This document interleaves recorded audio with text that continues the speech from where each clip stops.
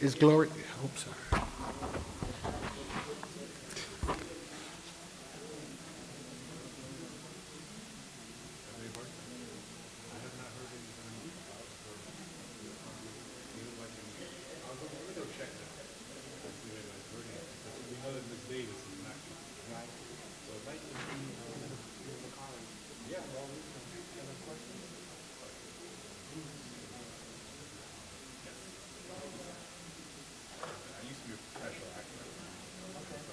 Improvisation is the first thing, right? Set ball down, right? Just to keep on going.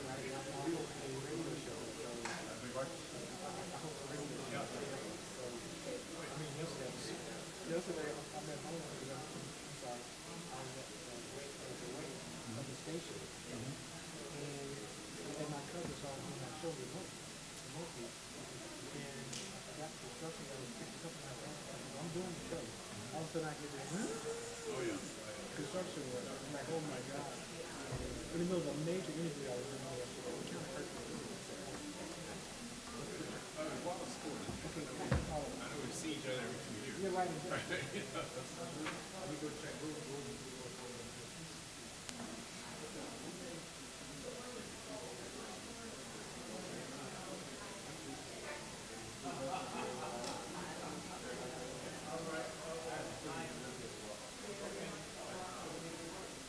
Yeah, Commissioner, go ahead. Yeah, a couple minutes. We should start. Yeah, hurry up. Yeah, we should have started by now. We're good, man. Dallas? Certainly.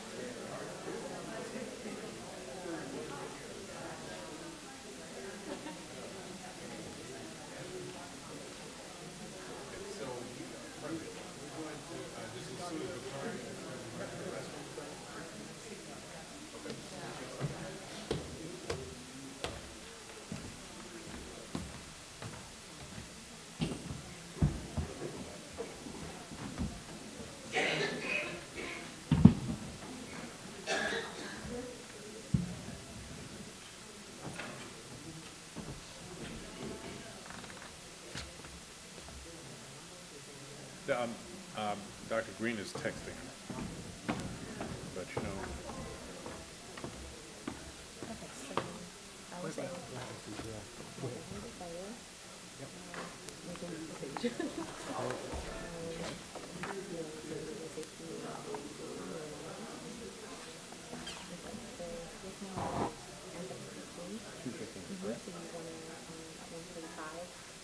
Start thinking about right now.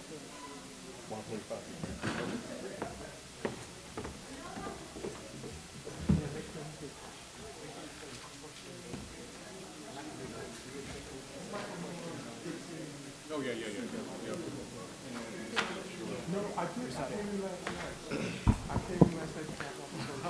All right, I hope you had a nice break because we're about to get rolling again.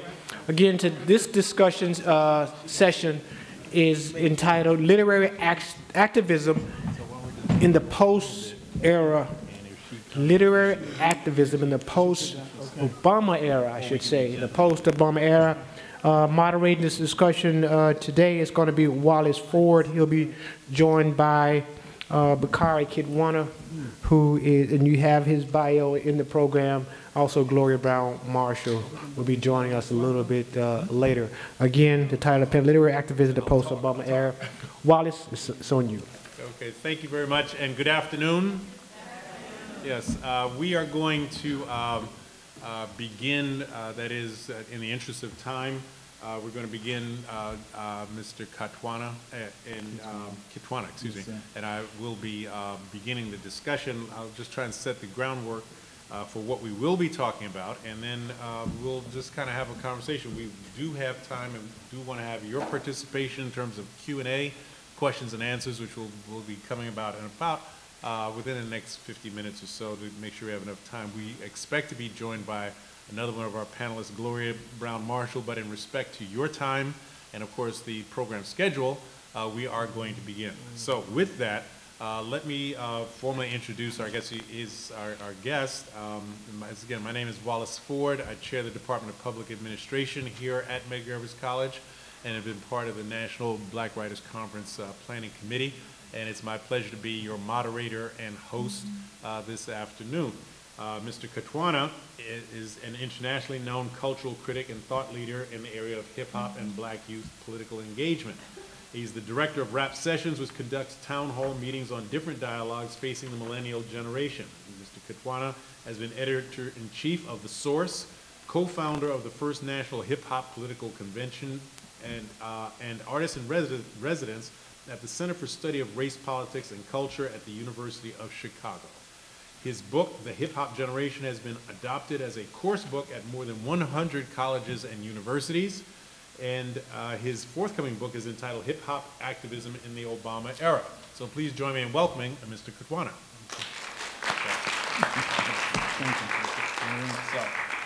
We, of course, had anticipated a panel discussion, so since it's the two of us at the moment, we were going to make it a debate, but then we're kidding. We were going to have a conversation about some of the key issues which stand in any and all events. So the key item that we wanted to talk about initially when we were planning all of this was how does the movements such as the Black Lives Matter movement and this whole genre of hip-hop culture, how does it move forward, and how is it manifest itself in the so-called post-Obama era?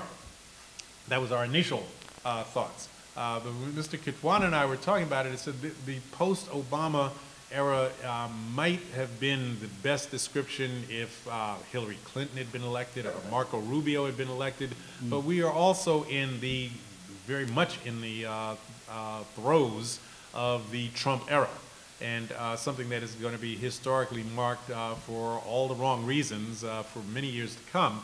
And so I'm asking in the first instance, Bakari, if you would, just if you'd share your thoughts about just what this notion of literary activism, cultural resistance, what is it beginning to look like? We're now 14 months into this post-Obama era, and also the Trump era at the same time. So what are your thoughts, please? Man, so many thoughts.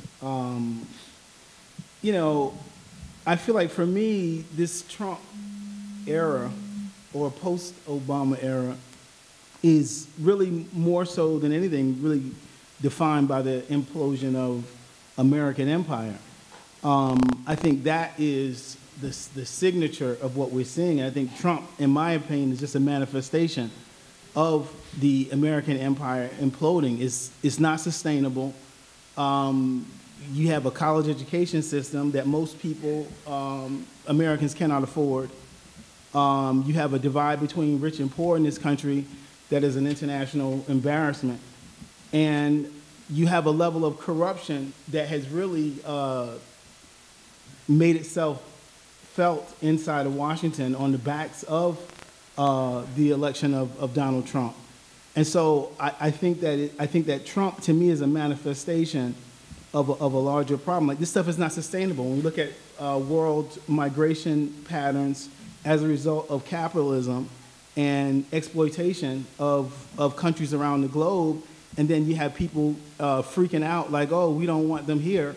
But it is capitalism and the effects of capitalism that's causing these upheavals, whether they're in the Middle East or Africa or right here in the United States. Can you just, for everyone's benefit, just elaborate a little bit on those causes?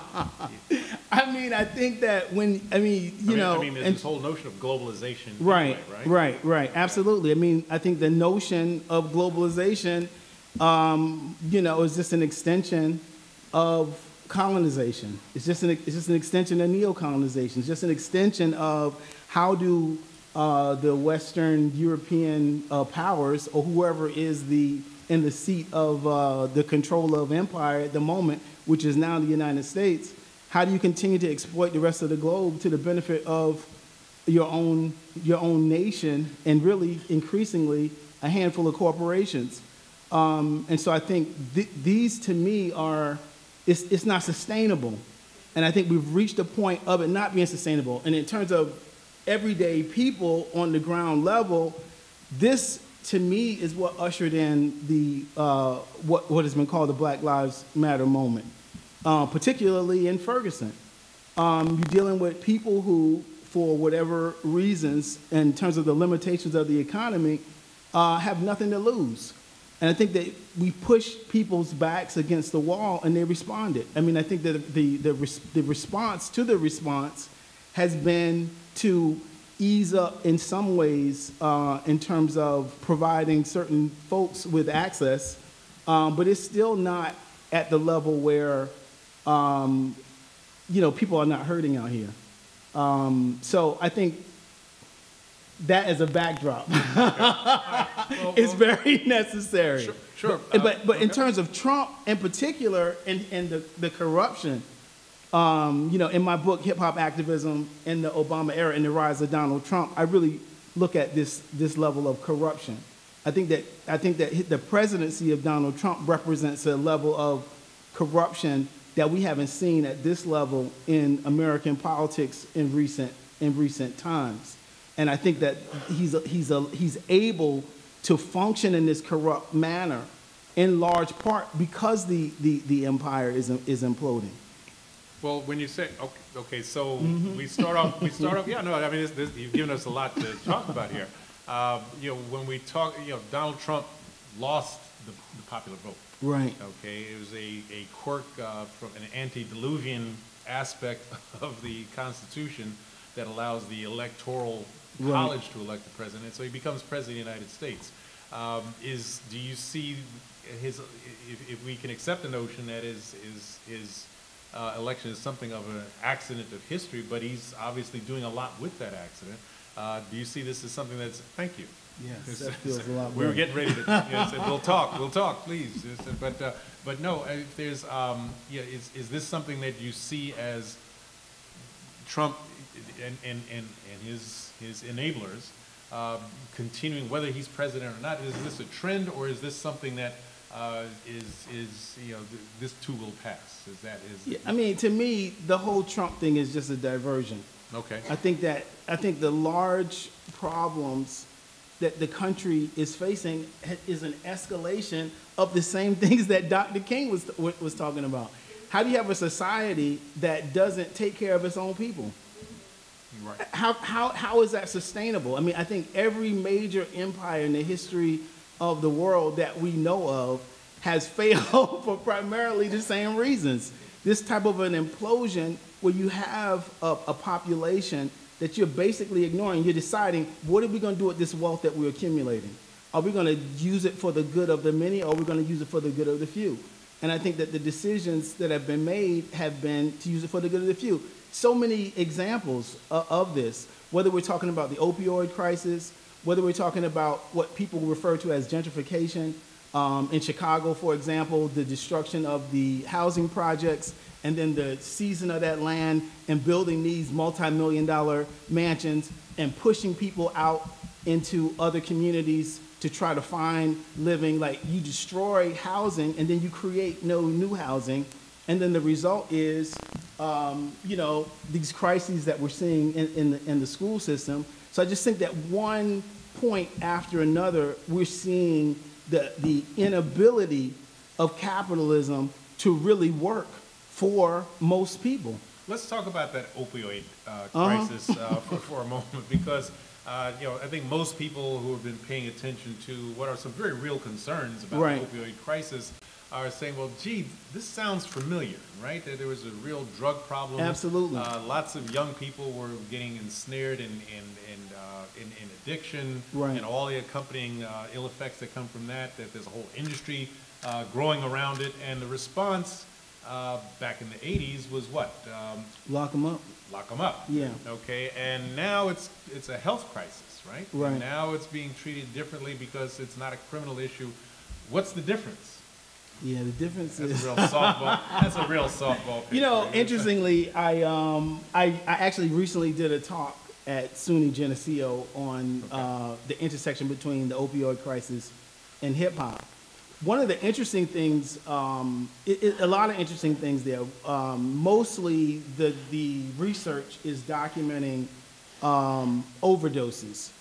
And the way that the information is gathered is not making a distinction between what people are overdosing on. So state by state is not consistent in terms of gathering the data. So that's, I think, one of the problems in really pinpointing what's happening with the so-called opioid crisis. But what we absolutely do know is, in terms of overdoses, we are seeing a rise of overdoses in terms of heroin in the black community amongst an older population, whereas within the opioids, you're dealing primarily with white folks who are younger. Who are younger. So, yes. I mean, I think those are some of the disparities. But when I mentioned the opioid crisis, I mean, just recently we had the conversation was about a handful of doctors that they were saying were prescribing, you know, overprescribing per the instructions of a pharmaceutical company. And so they trotted these guys out, you know, like, oh, now we've got a boogeyman to point to. But I mean, still, the pharmaceutical industry that pushes all, it's basically like, these people are drug dealers. They knew the problems with these opioids. But there are fentanyl and that's right, and they didn't care. They didn't care. They pushed them out into the community. They knew people were getting addicted, and they didn't care. This is what I'm talking about in terms of this crisis of corruption. Well, isn't it accurate to say that actually it's not that they just didn't care, that they actually designed these drugs to be addictive, to be more addictive. So it's not just, okay, you take Right. this and you might get addicted. Right. We want you to get addicted, right? Yeah, there's an element of that. Yeah. There's an element of that. You know, and because that's how you make your money, right? But then we were talking about, though, but in one instance, back in the 80s, for those people who remember, the response, as you correctly point out, was lock them up. Right. And there's still people in prison today from that whole process of the so-called war on drugs. But now we're looking at a very different response, depending upon the people who are the victims of this new drug epidemic. Right. And is that, what's your thoughts on I mean, white supremacy does what it does. You know what I'm saying? Like, they're gonna take care of their people even to some degree, because the implosion of capitalism also means large swathes of white people who are poor are also being treated with the same type of disdain. So, I mean, I think to a certain degree. It's funny because we end up in this one-on-one conversation. I actually generally, this is the first time I've done a talk in which I usually prepare for people to not show up, so that I can, and I'm prepared to actually give a lecture, in fact, on the topic that we're asked to talk about. So I think it's interesting to me to see we're in this situation. But I wanted to talk some about the framing of the conversation in terms of literature. Please do. And that is one of the trends that I see. I guess I should say first, in addition to the other stuff that I've done, a long-time editor at Third World Press, working with Hakeem Adabuti. And during those years, 89 and 94, I had an opportunity to work with tons of amazing writers, Sonia Sanchez, Amiri Baraka, Jacob Carruthers, and many others. Gil Scott-Heron is someone who I spent some time working with on his book, So Far, So Good. Gwendolyn Brooks, I worked on a few projects with her. And so that was really my early orientation as a writer in terms of my writing and in terms of my thinking. And so when we talk about and I actually have my undergraduate degree and one of my masters is in English. So I spent a lot of time reading this literature. And one of the things that Hakeem Adabuti used to have was a Black Writers Conference in Chicago at Chicago State. And so there interface with a lot of major writers of our time, from Toni Morrison to Alice Walker to Walter Mosley, Mari Evans, and many, many, many others. Mm-hmm. And so when we're talking about literary activism and where it is in this particular moment, one of the things that's interesting to me that we're seeing is a real strong push from the publishing industry to focus on these memoirs. So we have a lot of young people who are writing their first book as a memoir. Young people. Relatively young writers. They haven't written previous books. Some of them were involved in the Black Lives Matter movement and wave of activism. It's interesting to me because I feel like I think it's doing several things. On the one hand, I feel, and let me just, I guess I should mention some of the books. There's the Michael Denzel Smith book. What's the book called? It's called, it's a play on, it's called Invisible Man. Got the whole world watching. There's the book by Patrice Cullors that just came out. There's the book by DeRay McKesson that's coming out. There's a book by Charlene Carruthers, who is the current director of the BYP 100. And I'm sure there's some others that don't immediately come to mind. But I feel like, I wonder to what extent I think it's great for these folks to be getting their works published. And I think that they are telling some important truths about a new generational moment. But I wonder, and I question the publishing industry's push for our people to write memoirs. I'm 51. For the last 10 years, publishers have been trying to get me to write a memoir. And I just kind of felt like, you know, yeah, I could sit around and talk about my own pathologies, right? But I just feel like as our mission is bigger than that. And I feel like to reduce our story to these anecdotal kind of narratives, I just think, to me, it undermines the genius that Black people have brought into the room. And so why aren't we nurturing more Edwidge Dandicots and writers of that nature, Jasmine Ward, and why is there this extreme focus? And again, I think it gets back to one of the problems as to why Haki started Third World Press, which is if we're not publishing our own best and brightest, somebody else is shaping our intellectual trajectory. So that's one of the things that I want to talk about is, you know, I just want to just at least kind of put that out there. You know, I mean, it's really, from a generational standpoint, right?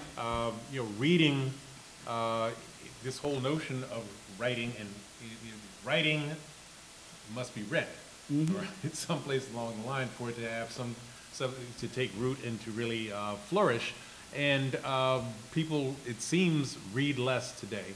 than they did in Absolutely. the past. Part of it is because of these devices that we have. Part of it is just because of the multitude of access to information that we have, which happens to include books and columns and what have you, but Right. not solely. And so the question becomes, and I'd ask you, Bakari, to just comment on this. How do writers and how do people who are involved in literary endeavors try to reach audiences now who, my son's 21. Yeah. Okay, you know, he has been exposed to books since birth. Right. Okay, is not crazy about reading. Yeah. He's just not. Yeah. You know, and he's been encouraged. He's all the books you want and all like that.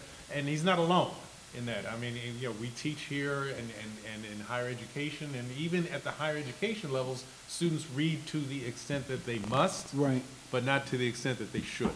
Yeah. And so, how do you know, as a writer, I share this concern with you, Yeah. but not suggesting that you have the answer. Yeah. But what's the response? How do you get people to read what's being written in the first place? Because it can be published all day long, and there's all different ways you Right. can publish now. Right. Right. You can have your own website. You can have your own blog. You can have multiple ways that you can communicate with people. But if people don't read, how do you get the message across in the first place? I don't have an immediate answer to that. I mean, I think it's a real serious problem. I mean, I think, and again, it gets back to this idea of American empire. We create all of these distractions so that people aren't focusing on what really matters. People aren't focusing on the power that they have to change their conditions. People are focused on a lot of nonsense. We're focused on these distractions of this Trump administration. And so I feel like these are the things that are driving the national discourse at a time when, you know, I feel like the writing that we celebrate when we look back was really focused on what I would call a radical black intellectualism. And what I mean by that is, if you're talking about folks like Dr. John Henrik Clark and Jacob Carruthers and Naeem Akbar and Carter G. Woodson and many others, I mean, I feel like one of the things that they would do, and even to some extent, I think Du Bois's Soul of Black Folk does this, and that is to say there is what we know. There is the knowledge of what we have researched and we know, and then there is the curious black imagination. And so we grapple what we know, we hypothesize about what we don't know. And to me, that was the brilliance of Frances Cress Welsing's the ISIS papers. You know, was this willingness to say, we know that white supremacy exists. How can we create a theoretical framework around which people can begin to grapple with white supremacy on a daily basis in their own lives? And that's something different. And so I wonder, you know, how do we, to me, that is the question. How do we get people focused back on interrogating the difficult issues of our day? And there are people who are doing it. There are books that are doing it. But I think that one of the things that we saw in that era of book reading, really through the 80s, through the what people call the Afrocentric period, we saw more people, everyday, ordinary people, who recognized that this was a value. Well, now you talk about this whole issue of and I don't, you know, this notion of white supremacy, American empire, and we are living through the evolution of that entire process. It goes back obviously hundreds of years. But here's something. And we sat here in this auditorium. I have to tell you, November 9th. 2016, the day after the election of Donald Trump, and it was not a happy gathering, as you can imagine, right, as a town hall meeting here at MedgarEversCollege. But one of the things that we talked about then, and I appreciate your comments on this, is that as bad as it looked in 2016, you know, we are, your parents and mine, and certainly our grandparents and your grandparents and mine and people in this room faced much more difficult circumstances in the sense of access to resources, in the sense that people literally were being hung from trees without any kind of legal response or anything like that, that the violence that was just part of everyday life, as well as the degradation that was a part of everyday life, was something that people endured so that you could, or I could, people in this room could get to a different point. And so the notion was, does the Trump era, or this continuation of white supremacy that we speak of, it's not invulnerable, right? It's not unconquerable, but what are some of the tools that are available to you, you're a talented writer and communicator? Not everybody is, but everybody has something that they can do. What are some of the strategies you would suggest? You can't just roll over, run up the flag. I don't think that we are rolling over. I mean, I think that look, this is the thing. When Trump was elected and people were crying and stuff, I was thinking, man, all these people said that they knew what white supremacy was, but now they somehow surprised by white supremacy presenting itself in another manifestation. No, I think we do what we've been doing. We've been fighting. We continue to fight. We've been resisting. We build new models. We continue to search for an answer to the problems that confront us. And I don't think that ever ceases. It's one of the brilliant things about not just the film of Sonia Sanchez, but of the example of Sonia Sanchez and the work of Sonia Sanchez. Mm-hmm. All right, you ready? Let's give it to Gloria Brown Marshall just for joining. We have heard of dramatic entrances. But I was hearing such great stuff. I could have sat in the audience and listened to it. Shall I move down and move you over here to the hot seat? I'm gonna move down here and let you. Yeah, we already planned it. Oh my goodness. You warmed it up. Y'all should have given me the updated memo of the time. Okay, well, fine. You didn't get that memo. Yes, well, for those of you who may not know, okay, we've been joined by Gloria Brown Marshall, and please ask you to please give her a round of applause. And I would say that that she's a woman who needs no introduction, but my job is still to introduce you. So we want to thank you so much for being here today. Thank you for your patience. We had your bio right in front of us just a moment ago. Yes. So we have I think the best way that we can describe it, we'll just go to the bio. That Gloria Brown Marshall is a legal correspondent and associate professor here in the CUNY system, the City University of New York system at John Jay College, and a civil rights attorney. Ms. Brown Marshall hosts the weekly radio program Law of the Land with Gloria J. Brown Marshall on WBAI 99.5 FM here in New York City. And she's a theater producer and award-winning playwright of 7 plays, including My Juilliard, Killing Me Softly, and Diversity. She's the author of The Voting Rights War, the NAACP and the Ongoing Struggle for Justice, and of the seminal book, Race, Law, and American Society, 1607 to the Present. And she's the founder and director of the Law and Policy Group, Incorporated, and to ask you what you do in your spare time, but it appears to be none. But I want to thank you so much for coming here today. Thank you. Thank you. So I'm not quite sure, since we've been blinded by the light, exactly when you came in, but as perhaps you've heard, what we're trying to, I won't say wrestle with, but try to address this whole notion of what the role of the literary community, what's the role of people who consider themselves to be activists, people who would consider themselves to be engaged in culture as not just something for enjoyment, but also for enlightenment and empowerment. What's the role of people, particularly black people, here in America in this particular era? We decided, since you weren't part of the vote at the time, that the post-Obama era would have worked if there had been a traditional, I put that in quotes, election in 2016. But we are not just in the post-Obama era, we're in the throes of the age of Trump as well. And so we're kind of faced with 2 aspects. It is after Obama, and those of us who commented on it know a lot of people had a lot of comments about what President Obama should or should not have done. And then there were people who said, you're going to miss him when he's gone. And I said, well, we knew we were going to miss him, but damn, this is like, this is really something. So with that as a setup, the microphone's yours.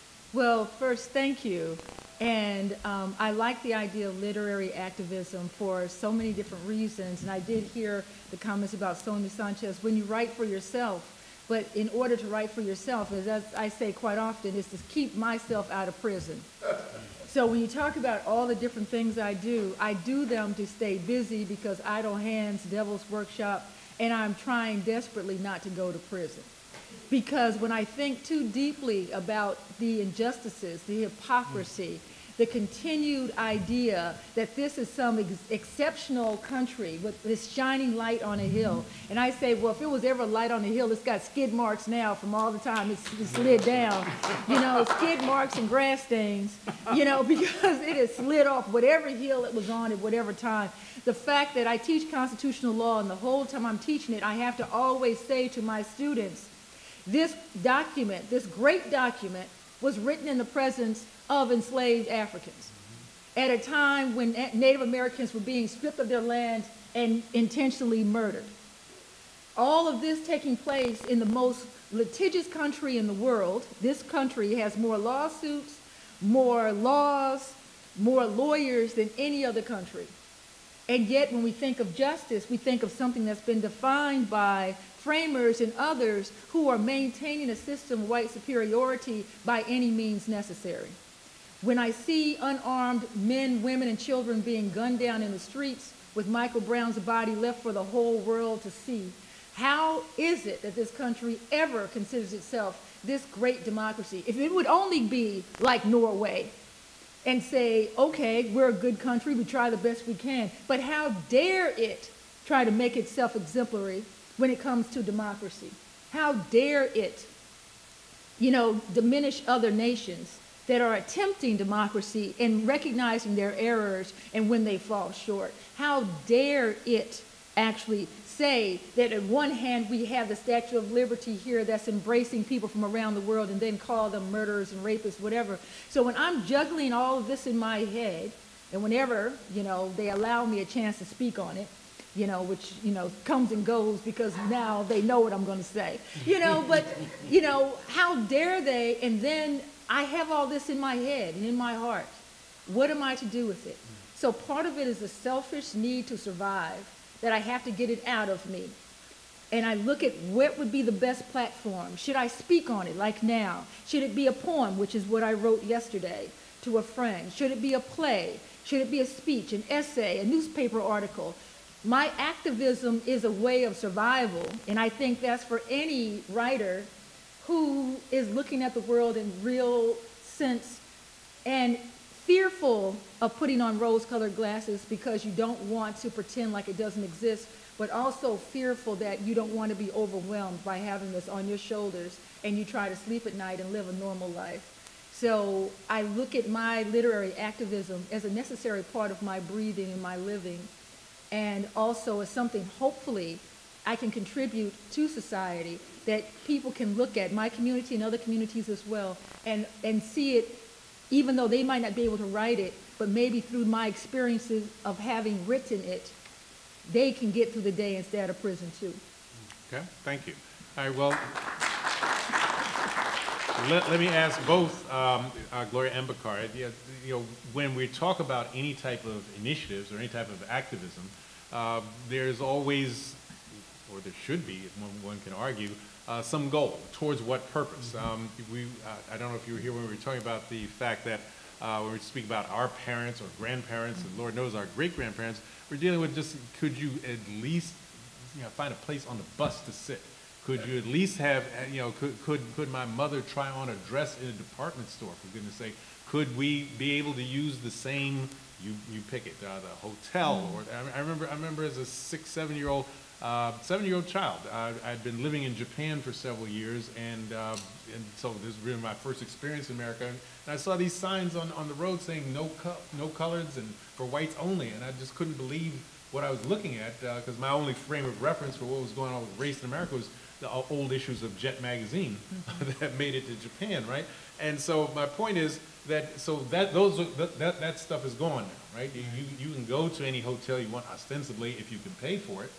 You can buy a house ostensibly in any neighborhood, of course, if you can pay for it, and so on. But and ostensibly you can vote in many parts of this country, and certainly in a place like New York City, you can vote if you have a reason to vote.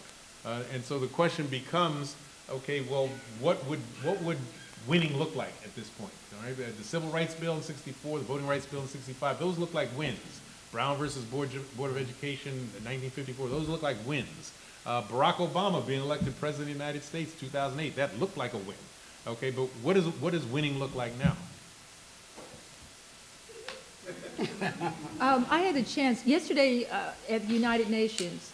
They recognized that day as the day that would be, well, actually it was Wednesday with snowstorm, the day that would be the day in global history that we would recognize racial oppression. So racial oppression, and especially for people of African descent, is a global issue. The transatlantic slave trade was globalization. We talk about globalization today with the internet and all this. Globalization, we have people, millions of people move from one part of the world to another, so that there are people who are from the Caribbean islands who actually think that people of African descent are indigenous to those islands. And for those people, I know there's somebody offended. It's like, what, huh, who? You know, and this happens every time I teach this class and I say this.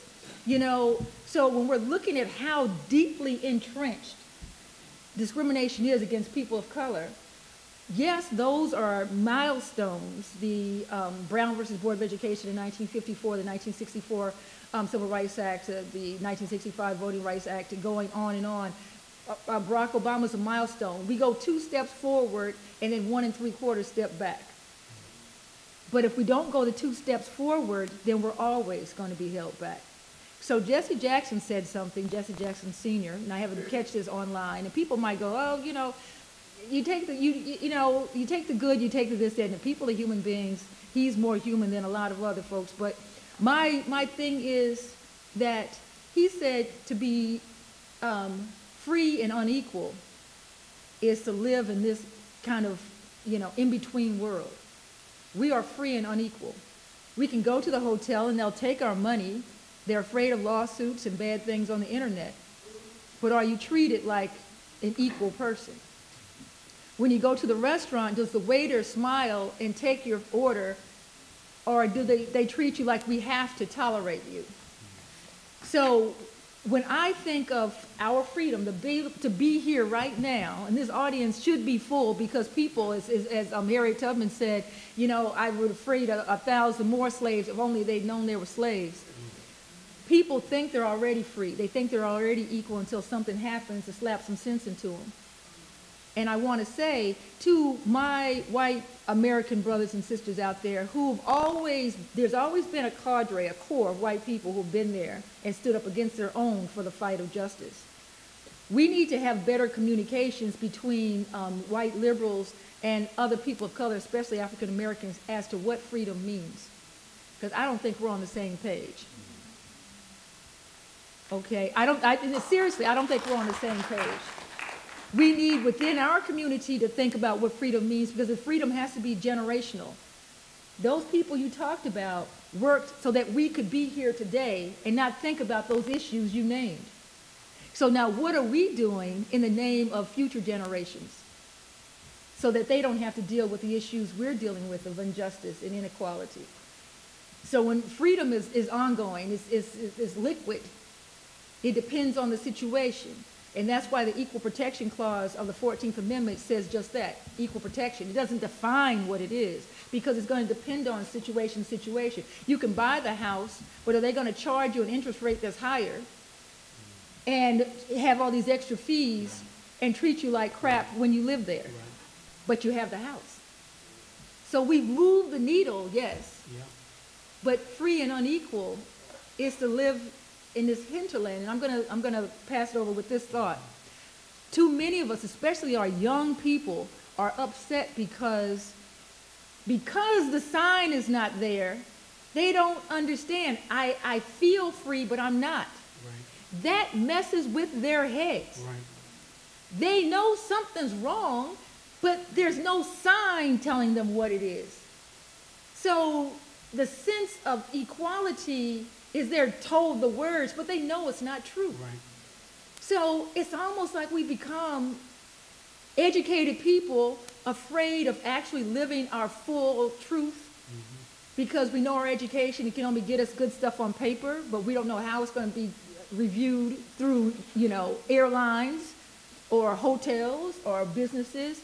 And we have a walking dead mentality where we have too many black people who are living dead.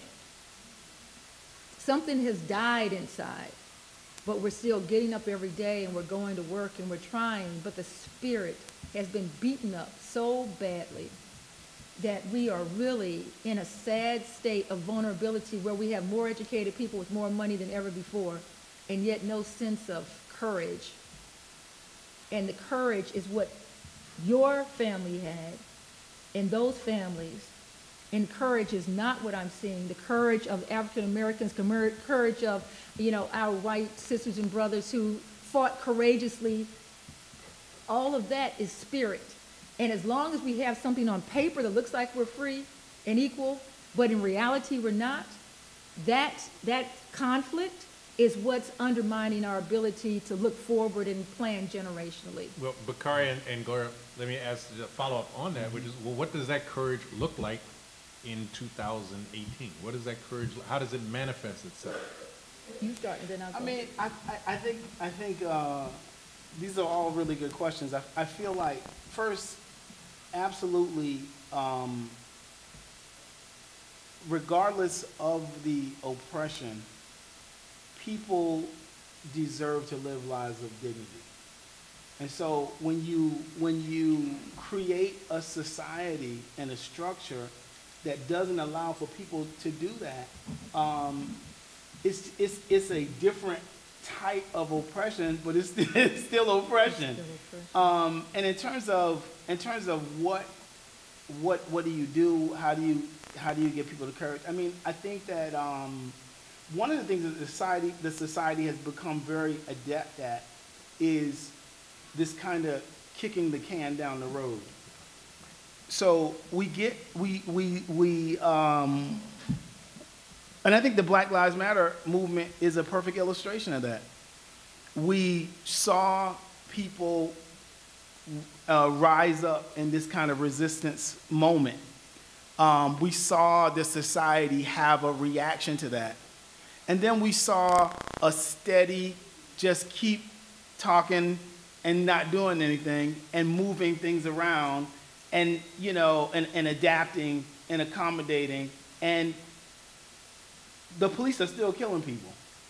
And I think that I'm a very big fan of Grace Lee Boggs, and so she's talking about books. 2011, she wrote a book called The Next American Revolution. And one of the things that she talks about consistently in her work is that this attempt to continue to try to refit different strategies of activism that worked in one time into another time can be problematic. One of the things that I was involved in was something that we did in 2004 called the National Hip Hop Political Convention. We brought 4,000 young people to Newark, New Jersey to create and endorse a political agenda for the hip hop generation. And a part of the difficulty in planning that was getting people to start to think. We were the first generation to grow up post-civil rights and Black Power. So it was very easy for most people to think about activism only as that. And so I think that one of the challenges to respond to what you're saying is, and one of the things that I think Grace Lee Boggs is constantly talking about, is we have to have enough imagination to create new ways of thinking about community and work and struggle that reflects the time we're in. Because as the times change, I don't necessarily feel that the old strategies for making change are still working. And I think this is one of the things I feel like you're talking about. Like, people are doing the right things in terms of they're mad, they're outraged, they're protesting, they're doing all these things, but the society is sophisticated enough, you know, to just kind of morph in a way that you still get the same outcome. What would be an old strategy that you think needs to be revised or cast But you know aside? what? You know what? I'm gonna say something right before that, and then I want to hear his response, because people have heard me speak before, and I tell you these three things: litigation, legislation, protest. Litigation, legislation, protest. You need these three things together. Protest by itself is not going to do it. Litigation, and I'm a civil rights attorney, litigation by itself is not going to do it. And legislation by itself is not going to do it. So when I talk about these strategies, if you go all the way back to the 1600s, and that's my book, Race, Law, and American Society, 1607 to present, you'll see people use these individual strategies, and then when they came together, you saw this great leap in progress. Then, you know, the egos got involved, and people went and they thought one was the best way or the other, and whoever, and then you saw this fall away. That's what's happening right now. Somebody said protest is it. So they all started protesting, following a charismatic leader and protesting, no names involved. And so you see this protest, but it wasn't linked to any vision. Without vision, the people perish. So you had this vision. We want to end slavery. We want to do this. We want to do whatever it is. Then you had these three mechanisms together. You saw this. But the thing about protest that keeps getting missed, because it's been worked, these three things together have worked over time. You can make the protest online. It was wonderful when my car was stopped on West Side Highway because of the protest that came in and stopped traffic. I had a great time. I'm giving high fives, everybody walking by my car as I sat there for a half an hour. But the problem that I have is this: what is the vision? Right. So your question, what is courage? What is the vision? What are we doing with this now? How can these things meld together that we have something that we're working toward? So when I say, yeah, change the mechanisms. Protest was one thing before, now it's different, but protest was always chaos. And I think the middle class is afraid of creating chaos. Young people can create chaos, and I think that's the missing part of protest. No vision and no chaos. And going back to the sense of you've got to be able to shake the system. If you're not going to shake, it's like, I just want a softer pillow in the prison and better hours on the plantation. Right. Okay? But if you want chaos, if you want to shake the cage, that's a different story. And that freaks middle-class people out. And I think that's one of the reasons why you can have the young people and everything, and they're like, none of this stuff works. It's like because you've got to have a young people connected to the middle-class people. The young people may not have the true vision down the line, but the other thing is they can develop that vision. Right. But the middle class are still scared, despite all the murders that we see happening and all the things, the brutality, to shake the cage and create the chaos that's necessary. Yeah, I don't disagree with you. Okay. Let me just make a quick announcement. In about 10 minutes, we're going to have kind of an open mic, I was going to say, in that if you have questions for our panelists, we want to reserve some time for that. So if you want to just make some mental notes or actual physical notes, we're going to invite you to come to either the microphones for questions.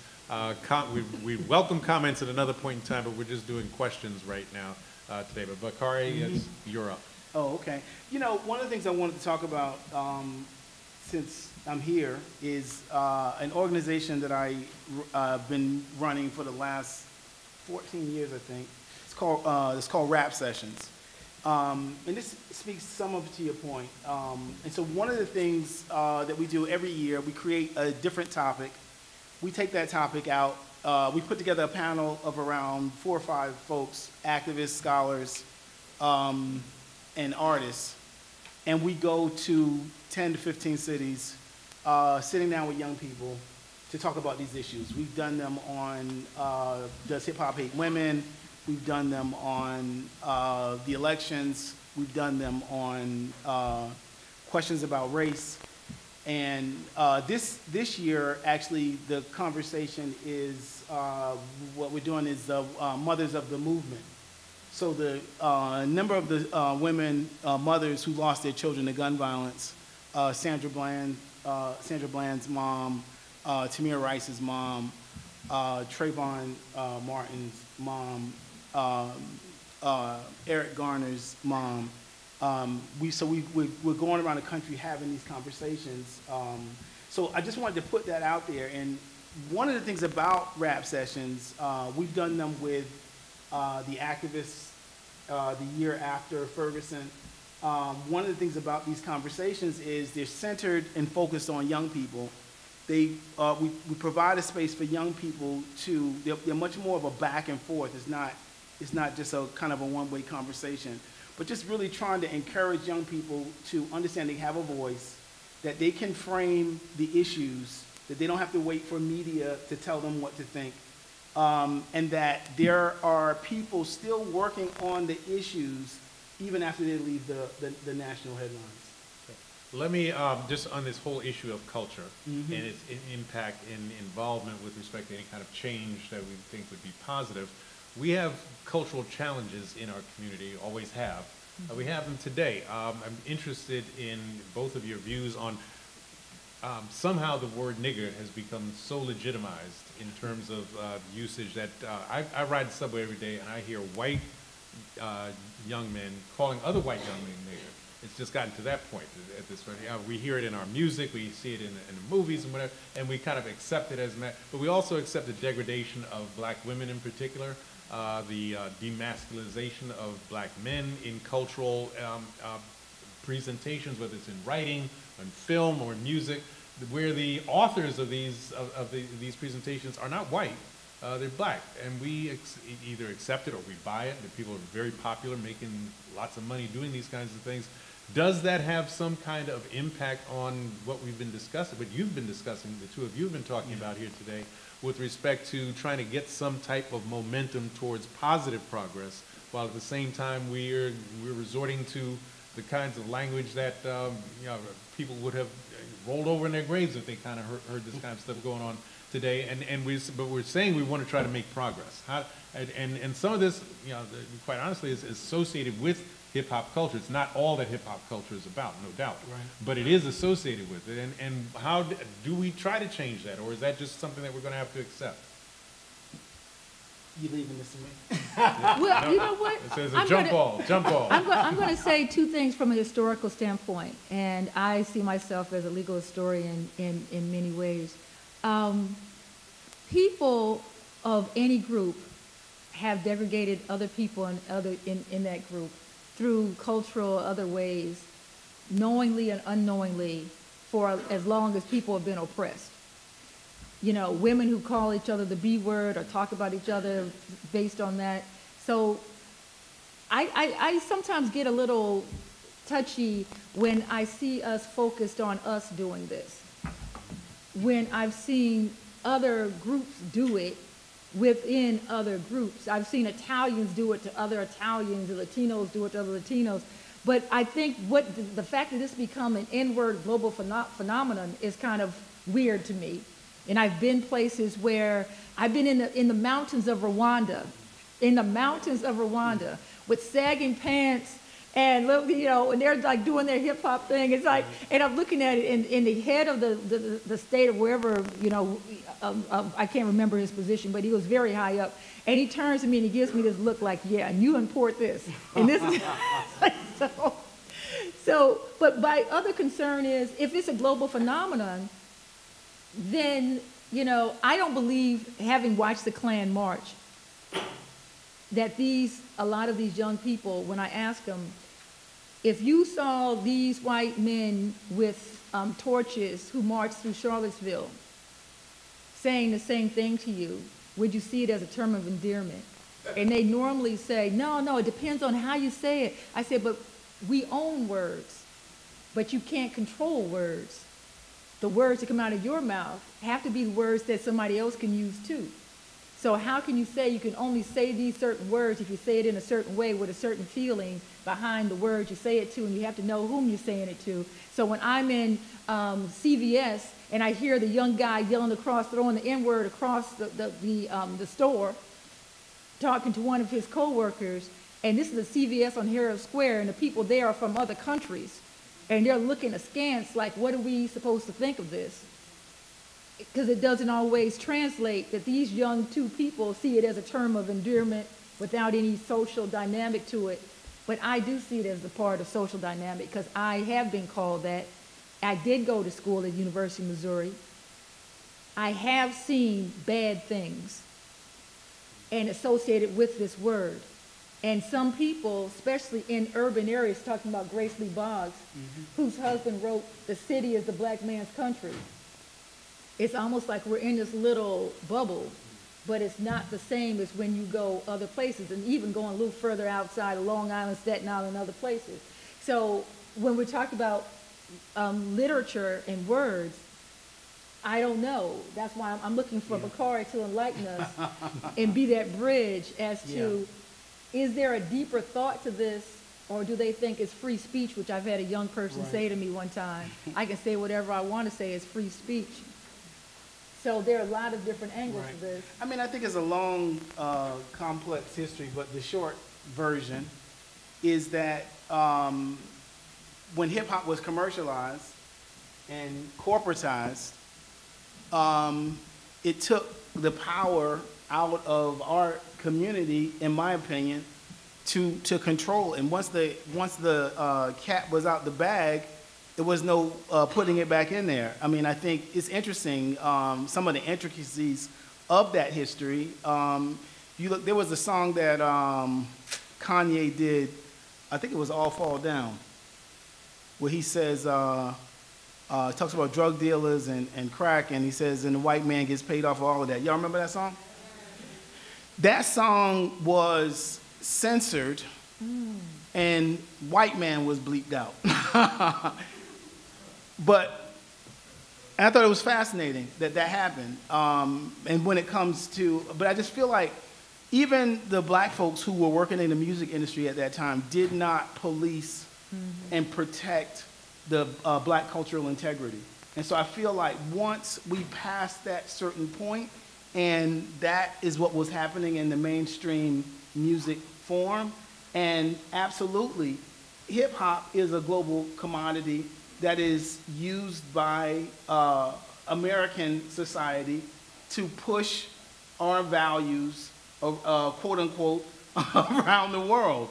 And it's a part of what it does. The culture is the purveyor of the infiltration. And so when you talk about seeing young men in Rwanda dressed in the same style, I mean, that's by design. I want to say this, though, in terms of hip hop. One of the things that I do in the new book, Hip Hop Activism in the Obama Era, I talk and focus on a handful of young activists, and I think that this lends itself back to the conference in terms of this literary tradition. Hip hop has been anthologized in the Norton Anthology and others, so I don't think there's an argument to be made about its literary merit. But one of the things that I think is interesting, when we look back at, say, the Black Arts Movement and the emergence of the Black Arts poets, and we look at some of them, like Kalamu Salam, who ran an organization in New Orleans called Ahidiyana, and Hakeem Adabuti, who ran an organization in Chicago called the Institute of Positive Education, and Amiri Baraka, who ran a group in Newark called Community for a Unified New Art. This is a trend that I see duplicating itself in terms of hip hop. And one of the things that we're seeing at the grassroots level, we start to talk about artists who are realizing that their mission is not to be connected to this corporate machine. When I talk about this decline of American empire, you see the emergence of artists who are community-based, building institutional structures, working with young people, not worried about getting record deals. This, to me, is the future of hip-hop, and I think that it borrows a lot and can build a lot from the Black arts movement past. And if I could just say this very quickly, and I will say it very quickly, there are layers of people who choose what particular lyrics, what particular songs get produced. And just like everything else, and I ask this of teachers too, are you willing to educate a revolutionary? Will the music business actually want to support music that would help the spirit of the African American community? Right. To build the ego, to help strengthen our communities? Or are they more willing to produce music that denigrates us, that undermines us, that is misogynistic? And when you start looking at early hip hop, right. Yes, I was listening to early hip hop. Wu-Tang, okay. Old hip hop, okay. There was a fear of a black planet. There was a definite fear of a black planet. So you see this shift from something that's empowering to something that's denigrating. And I think that's a business model. Yeah. So I agree. Okay. Just again, if you have any questions for our panelists, this would be a good time to come to the microphone. I emphasize the word questions. We would love to have everybody have an opportunity to make significant commentary, but we just don't have the time for that. But if you have a question, either for either the panelists or a jump ball, this would be the time to do so. If you'd introduce yourself, and we'll begin with the young lady here, please. Thank you. I'll be quick. My name is Kampali. I used to work in the hip-hop industry, and then I became an activist for sex trafficking, so forgive me if this is selfish. I hope mainstream media, I hope mainstream hip-hop will recognize how it perpetuates the industrial vagina. Sex for sale by brown bodies makes sex trafficking look sexy. It's hard out there for a pimp became a part of the cultural fabric and we turned a blind eye on how black women and girls are being trafficked. Can you speak on how hip-hop, mainstream hip-hop, normalizes larger crimes that we never talk about towards black women? Okay. As I said, jump ball. I'm glad to be the moderator. Man, I mean, I think that absolutely there's a long history of hip-hop normalizing crimes against black women. And I think that writers like Joan Morgan and many others have written about this and discussed it. I think one of the things that interests me about the intersection of hip hop and gender, one of the things that Joan Morgan says in her work is that hip hop made her a better feminist. And what she meant by that was it forced a different level of critique. And I think that it forced a different level of critique within the hip hop activist community and within hip-hop activist organizations. So I thank you for raising the question. It's absolutely a problem, and we never apologize for crimes or demeaning portrayals against women. But absolutely, I think that there is a resistance movement as well that's happening within hip-hop. I talked about some of the folks that I feel are mirroring that black arts movement trajectory, but I didn't mention any names, so I wanted to mention some of the folks. Tef Poe, who's one of the founders of Hands Up United in Ferguson, that came out of the Ferguson resistance movement that they called the Mike Brown Rebellion. Jasiri X is doing some amazing work in Pittsburgh with an organization that he started with Paradise Gray. One Hood is the name of the group, and they are working with young boys and young girls to teach them how to create media. And they have what they call a Media Justice Academy. Another person I want to mention is a student of Grace Lee Boggs. Her name is Invincible, out of Detroit, who also is doing some amazing stuff with Detroit Summer.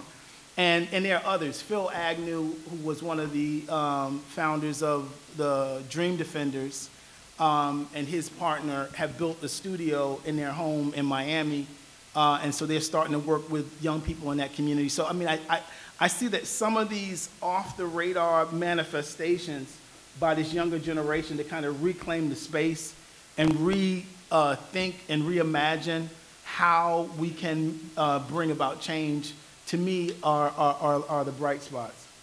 C. Dolores Tucker, C. Dolores Tucker, C. period Dolores Tucker. She stood up and said to Russell Simmons and all these people, when she saw that hip-hop turn into rap and become misogynistic, she said it, and they treated her like she was a crazy woman. They ostracized her. They really defamed her name, and she was correct, and she needs to be given the credit that she deserves. Her name is C. Dolores Tucker. Okay. Thank you. Yes, please. My great-grandfather graduated from Hampton Institute in 1906.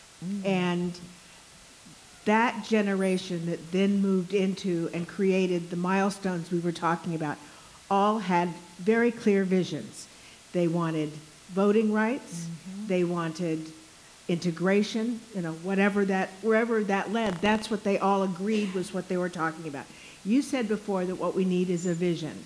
Can you articulate that vision that this generation and those of us who are writing need to project and need to reflect in order to generate the next movement forward? Yes. Thank you. One would be, we have to shake the cages when it comes to criminal justice. Criminal injustice, I should say, is the slavery and Jim Crow of the 21st century. We have to not just, and when I mean this from the standpoint of not just have more black cops, more black judges, more black attorneys, more black prosecutors, because if you still have oppressive laws and you're there in law enforcement, then they're just there to enforce oppressive laws. We've got to analyze and repeal oppressive criminal justice laws. We have to actually stop being confused about the fact that the criminal justice system is doing just what it was created to do, which was to harness, control, and undermine the black population and other populations of color from the time period of 1865 when the 13th Amendment was passed, where it abolished slavery except as punishment for a crime. So education, to actually look at our educational system and say whoever you are, if you are an educator in K through 12, you have to be willing to educate, children of color, especially African American children, not just with a free education, but an equal education. So that means educating possible revolutionaries. And economically, a lot of our savings wiped out by the Great Recession. Nobody paid a price for that. So we have to go back to a collective sense of economy and stop trying to feel. We did a test. The test was we tried to rely purely on the system. It didn't work. So we have to step outside of the system, have one foot in, one foot out, but do not have our community solely based on the system when it comes to our education, criminal justice, or our economy. We cannot do it this way. It's not working. It's killing us. And all good brothers and sisters from any other group willing to be a part of this, fine. That's how the NAACP started. It was a collective of people from different positions, different demographics. But the way where they're going now, they were right. We tried it. It didn't work. Let's work, if we can, to create our own systems within the system. Thank you. Yes, please. When I was growing up in the 60s and 70s, N-Word by Dick Gregory, Man-Child in the Promised Land by Claude Brown, I Know Why the Cage Bird Sings by Maya Angelou, these are just a few of the memoirs that touched my life. And so I just wanted to know, what your thoughts are, Bakari, on memoir. It sounded like you had a negative impression about it, but the question I have is, can we learn from the lives of others? Right. Right. I mean, I think that my negative sense that I was giving off was about what the publishing industry is doing. That the publishing industry is so vigilant about pushing our young people to write these memoirs.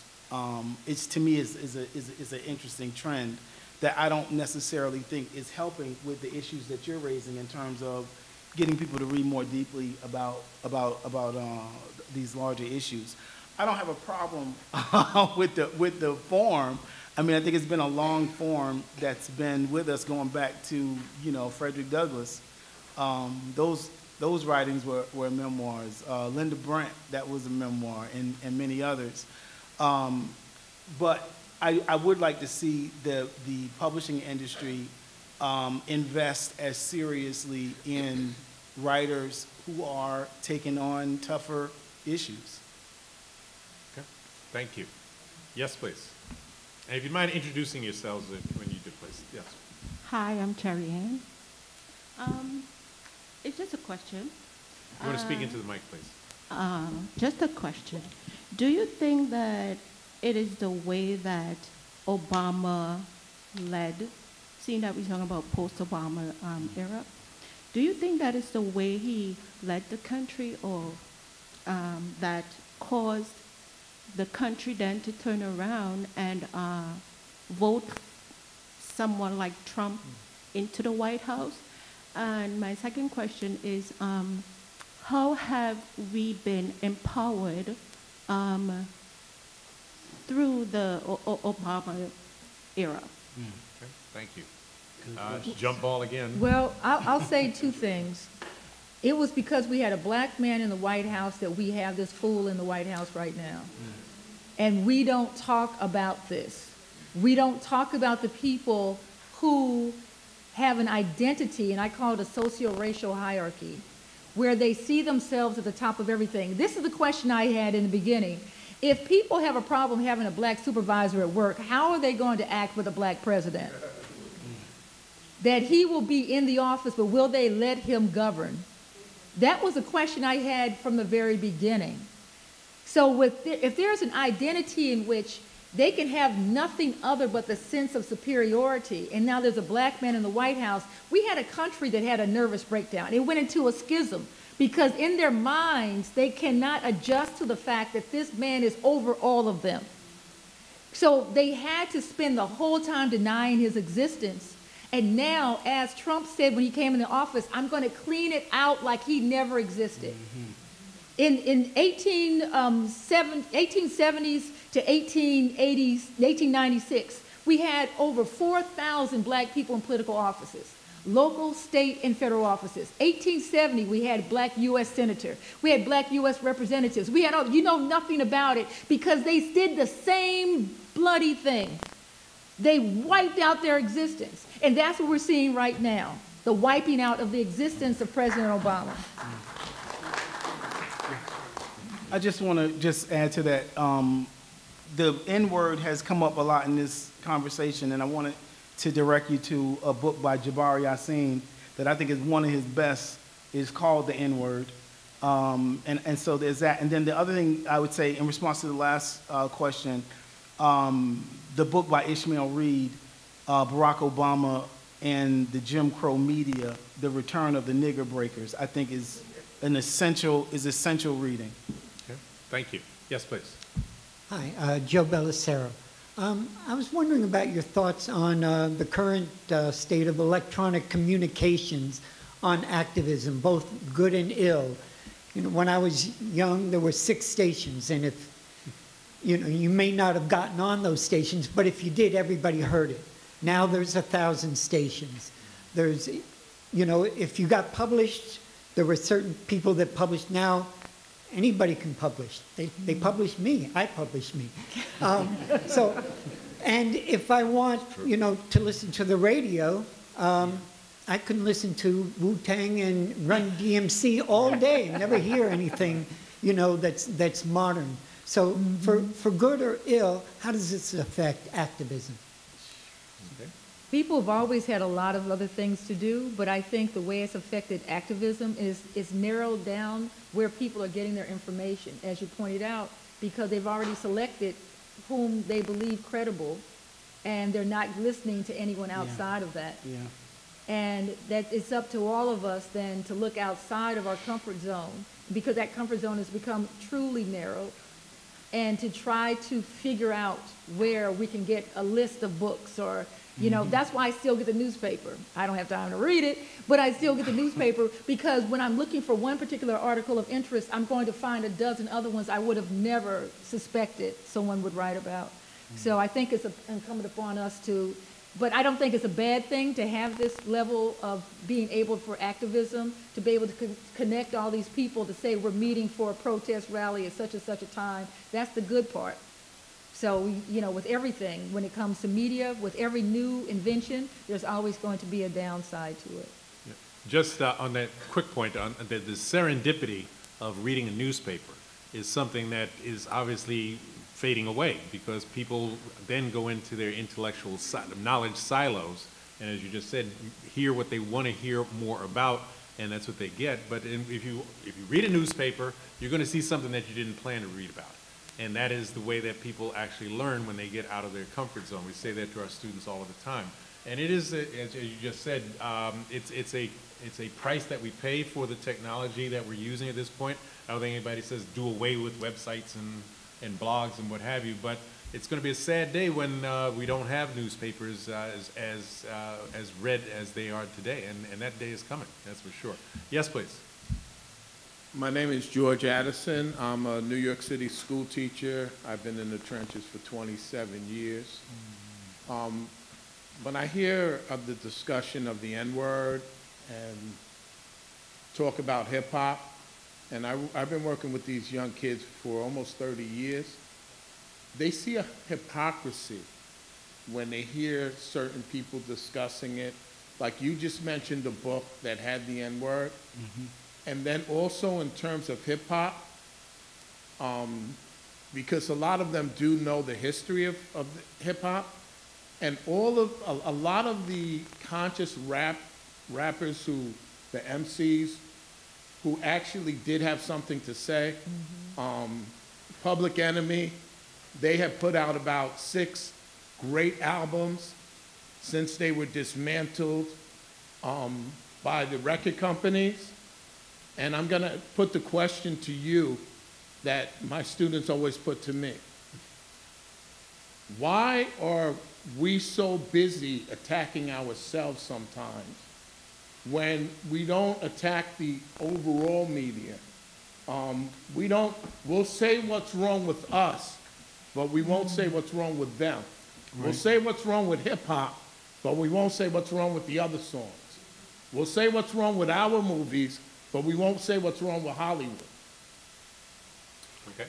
Yeah, hip-hop is always the scapegoat. The woman who runs the hip-hop archive, her name is Dr. Marcelina Morgan.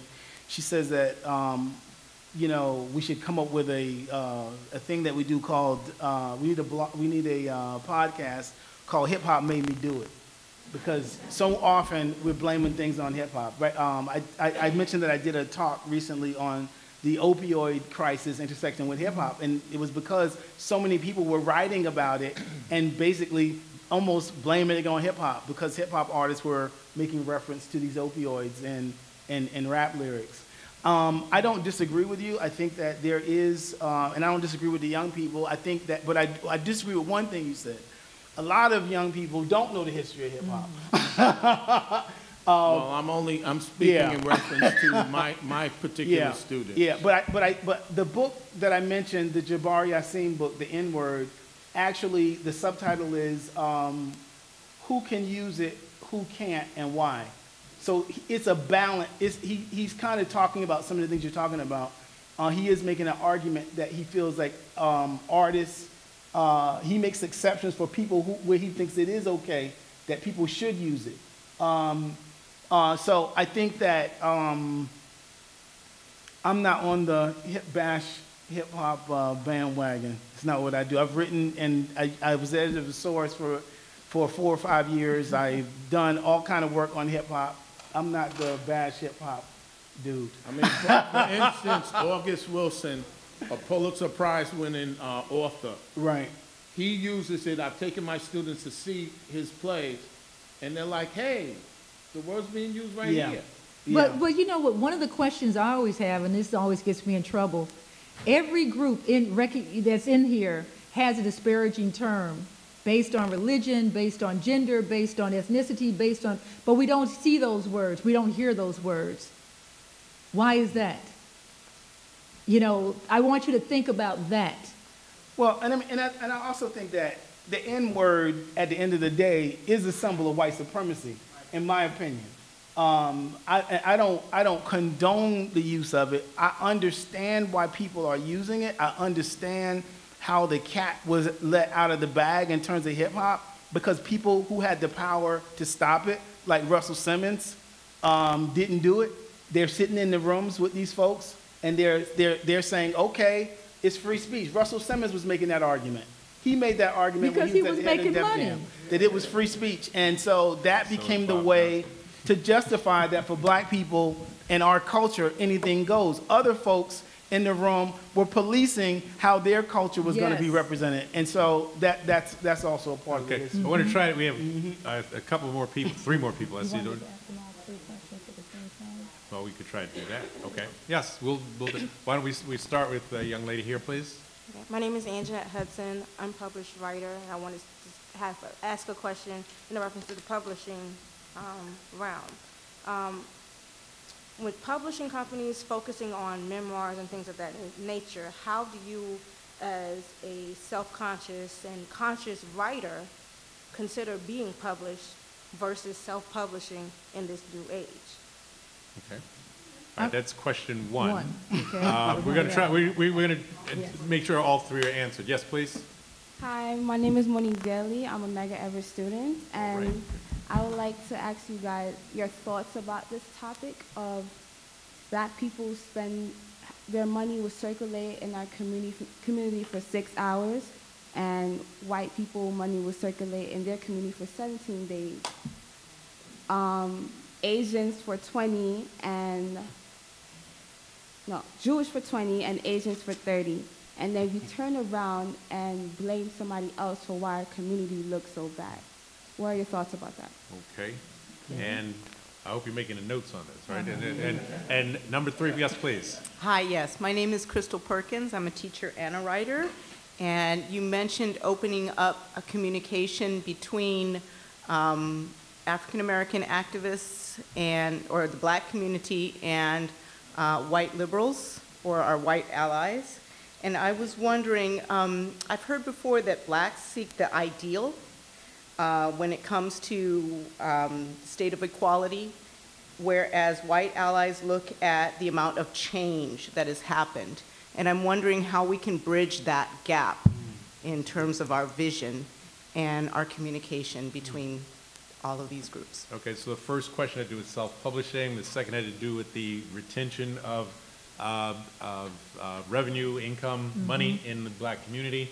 And the third we just had to do in terms of trying to bridge the notion of various goals or achievement of goals in this whole notion of a progressive movement. So, Well, I'll tell you first on publishing, I believe in black empowerment.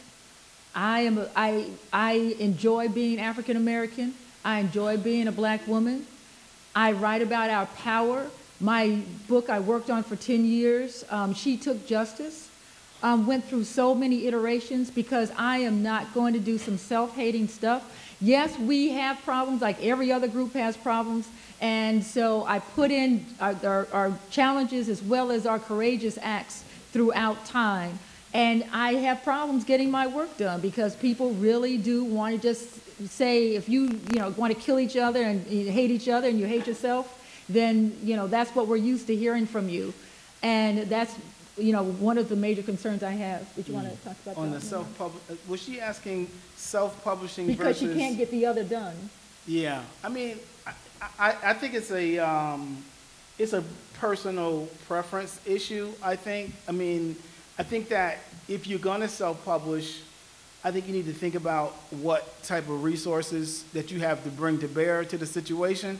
And you need to understand that writing the book is one thing, creating the product is another thing, and then actually promoting and marketing that book and is a completely different animal. And I find that, you know, you got to really be up for the game on all of those. So I would say that. I mean, the downside I feel to being published by a traditional publisher, I think, is one, you don't really know what they're doing with your money. So that's problematic. Two, I think that, you know, 9 times out of 10, you still got to do that promoting and marketing the book in yourself. You know, they're looking at you for what kind of platforms and resources you bring into the table, and they're looking at you, and they'll run with the book once it is a hit, but they're not going to really go out unless they gave you an advance of $500,000 or up. I don't really see them, you know, knocking the door down, in my experience, to promote anybody's. Well, just 2 examples. This book was published by Rome and Littlefield, an established publisher. My organization, the Law and Policy Group, started its own press, the Law and Policy Group Press, and it publishes the report on the status of black women and girls. So I have experienced both ways. I've had both of them done. When they can't see my vision and I want it done, then there are things I've gone ahead and done myself, like the U.S. Constitution in African-American context. But I've also published through Routledge. In my upcoming book, She Took Justice, is published by City Lights. Thank you, City Lights. You know, so I've done both. Okay. Retention of revenue in the black community. There are not enough businesses. Everyone here should have a business on the side. Just because you have a job, employment, it's only recent in the last 20 to 30 years that people of African descent have only relied on an established employer for their only sense of income. We've always had businesses on the side. I have a business on the side. I have a nonprofit organization. Have a business on the side so that we can spend the money in the community, because if the places where we can spend the money are all owned by other people, even if they're in the community, or the other resources are outside the community, then the money is not going to circulate, because to whom are we giving our money? Yeah. All right. One of the things that was posed in that question was also why are we blaming someone else because our communities look so bad. I just want to address that part of it. Sure, please. And, you know, recently I did an interview with, you guys familiar with the book Convicted? They made a lot of noise, you know, on Good Morning America. Basically, it's a story of a crooked police officer who gets a young brother arrested who was innocent, basically. The brother ended up doing, I think, 5 years in prison or more, and the officer got caught. He actually did time too. I don't think he did a little more than a year. But I did a conversation with these two, and one of the things that was interesting about it was the young brother kept blaming himself for all the things that happened to him. It was clear, you know, obstacle after obstacle was created for this young man by this society. Obstacle after obstacle. He was a young man who at 15 years old was ready to graduate from high school. He was thriving, he was doing well. He got caught, his friend stole a car. The police found him in the car with the kids riding around. The kids told them, and the person who car they stole, they carjacked it. It was a carjacking. They told him this brother wasn't in the car. He went to jail for that. Then this police officer locks him up for something he didn't do. Then there was a time in between in which he was locked up, and just on and on and on. One thing after another. This society sets obstacles in the path of our young people, and that's a part of it. And I don't ever think that we should take responsibility for, you know, these communities look the way they look. On the one of my books, The Hip Hop Generation, I did an essay on young men in Chicago in one neighborhood. 25 young men were convicted in a class, and they were co-defendants. This is the largest group of co-defendants. It wasn't just these 25 young men. It was a crooked officer, again, who had arrested nearly every young black man that lived on this block. Like, so what happens to us in our community is not an accident. And then the removal of these young men from, that's also a variable that affects the community 20, 30, 40 years down the line. We never recover from that. Okay, so we've got our last question, and I'm getting nudged over here with a cattle prod. I'm sorry. So no, that's quite all right. That's quite all right. But the last question, if I could just paraphrase quickly, just has to do with trying to find some bridge between goals and objectives for progress from the perspective of the black community as opposed from, I guess, a white, liberal, or progressive community. Just if I have to say briefly, but if you would, please. It's always great to have allies. And there have always been people of goodwill and justice outside of the group that's being oppressed at the time who assist that group, The concern that I have as someone who's been in the room is that only when it comes to African Americans do people who are not African American decide that they know best what our destiny should be. My concern then becomes there are no Gentiles leading Jewish organizations. There are no men leading the National Organization for Women. We need to understand that we have what it takes to put our vision in place, and we're human and we'll make mistakes. But once again, we will always need allies of goodwill. But we have to understand, going back to what I said initially, what freedom looks like. And we have to define our freedom, work our way toward it. And we've done pretty well based on all the obstacles we've encountered. I think we're a great investment to make for any ally. And we need to understand that when it comes to the future of the African American community, we can work toward what we need to do. We've gone over obstacles much worse than this. And for our white, Latino, Asian, Native American brothers and sisters, there's a lot to learn from our struggle that I don't think people have actually understood how they could be learning from us. We're not just an object of pity and an object of being a receptacle for someone else's good deeds. We are worthy allies, and we're willing, I believe, to gain anything we can from people who understand in our destiny we must be the leaders, and we can be a team together and make this country a better place, because what's happening to African Americans today will be happening to your community tomorrow. Okay.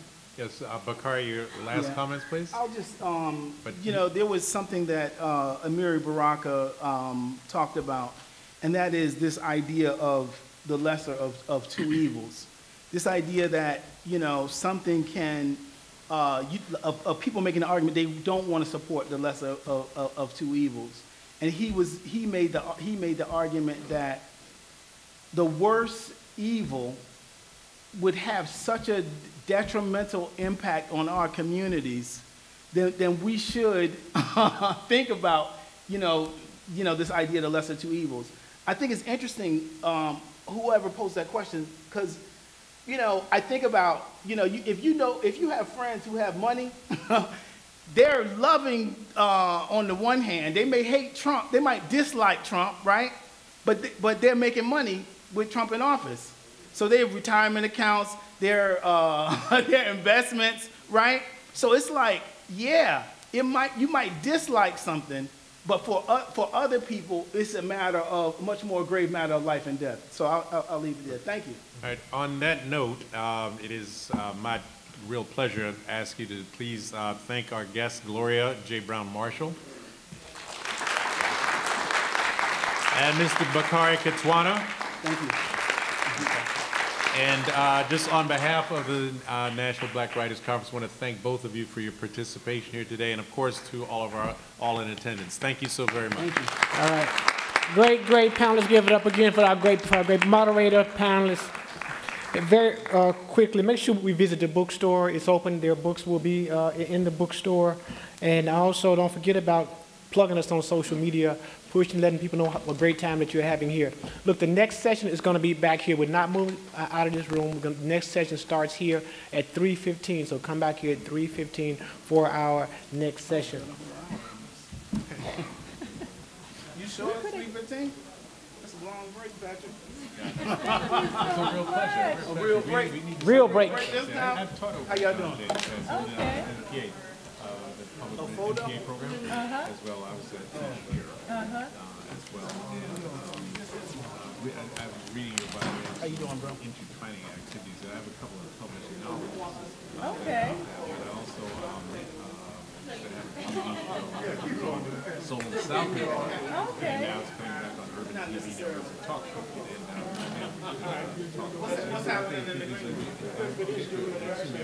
Yes, You live here in the city? I do. Whereabouts? I live in Lower Manhattan. I live in Upper Manhattan. Okay. Oh.